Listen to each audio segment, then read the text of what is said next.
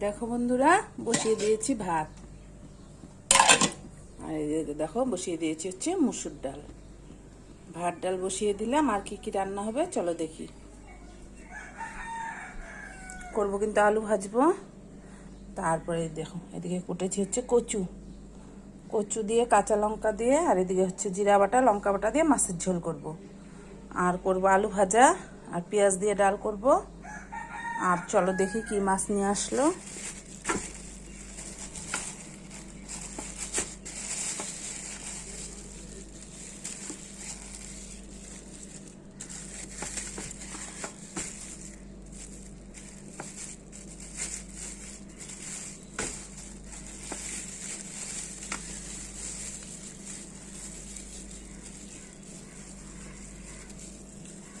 দেখো নিয়ে আসছে কিন্তু ইলিশ মাছ। ইলিশ মাছ কচু দিয়ে আলু দিয়ে পাতলা করে ঝোল করব। এই দেখো ইলিশ মাছ নিয়ে আসছে। ইলিশ মাছের পাতলা করে ঝোল করব কচু দিয়ে আলু দিয়ে। এই যে জিরা বাটা লঙ্কা বাটা দিয়ে ঝোল করব। আর বললো পুঁটি মাছ আনবে। পুঁটি মাছটা হয় ভাজা করব, নাহলে চচ্চড়ি করব, যে কোনো একটা কিছু করব। পুঁটি মাছও নিয়ে আসবে। এই দেখো বন্ধুরা, বসিয়ে দিয়েছি কিন্তু তেল।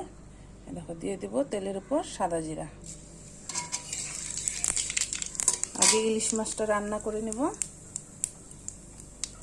নাহলে আবার ডালে পেঁয়াজ টিয়াজ দিব। পেঁয়াজের গন্ধ ইলিশ মাছে উঠলে ভালো লাগবে না।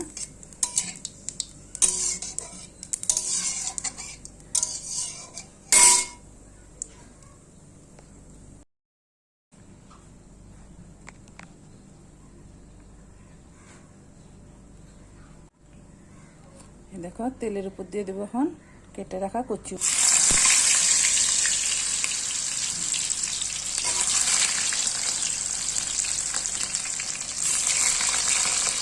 দিয়ে দিলাম কচু, দিয়ে দেবো একটু নুন, একটু হলুদ আর অল্প একটু নুন।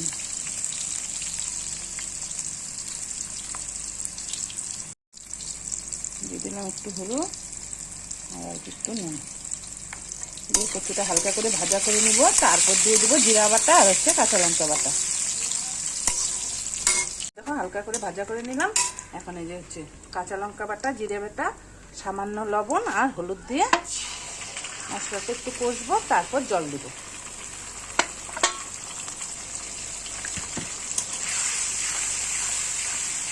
মশলা একটু কষা হলো তারপরে মাছগুলো দিব। মাছগুলো দিয়ে একটু সামান্য লাড়াচাড়া করে তারপর জলটা দিয়ে দিব।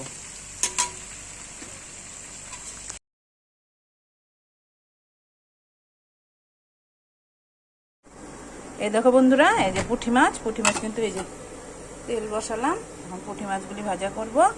আর এই দেখো ডালটা প্রায় হওয়ার মধ্যে। ডালটা কিন্তু আমি সম্বার করে নিয়েছি। দেখো আমরা কিন্তু মুসুর ডাল পাতলা করে খাই না, এভাবে ঘন করেই খায়। পাতলা করলে খায় না।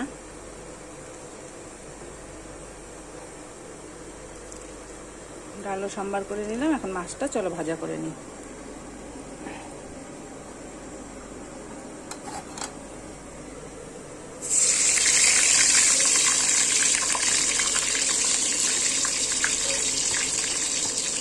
মাছগুলোর মধ্যে ডিম ভর্তি, তাই খুব ছিটকায়।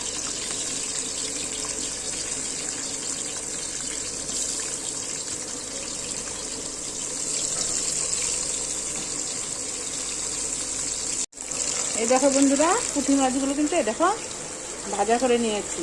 বেশ লাল লাল করে ভাজা করেছি, মুচমুচা করে। আর এই যে আরো কয়েকটা ভাজা বসালাম। পুঁটি মাছটা ভাজা করে এই যে আলু ভাজাটা এই যে নুন হলুদ মাখলাম। এখন এটা ভাজা করে নেব। এই যে দেখো বন্ধুরা, বসিয়ে দিলাম কিন্তু আলু ভাজা। আলুটা ভাজা করে পাঁপড়টা ভাজবো, ব্যাস।